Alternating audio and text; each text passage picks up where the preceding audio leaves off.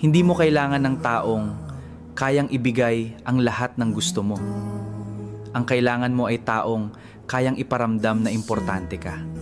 Ang relasyon o pagmamahal ay hindi nasusukat sa dami ng regalo o pera dahil mas mahalaga pa rin ang tao na marunong maglaan ng oras, makinig sa'yo, umintindi sa nararamdaman mo at manatili sa tabi mo sa oras na kailangan mo siya. Ang tunay na pagmamahal ay hindi tungkol sa kung gaano kamahal ang naibibigay niya sa'yo, kundi sa kung paano kanya pinapahalagahan araw-araw. Yung taong hindi ka pinapabayaan kapag may problema ka, hindi ka iniiwan kapag nahihirapan ka, at hindi ipinaparamdam sa'yo na nag-iisa ka. Kahit maraming pagsubok pa ang dumating sa buhay nyo, hindi mo kailangan ng taong perpekto. Ang kailangan mo ay taong tapat,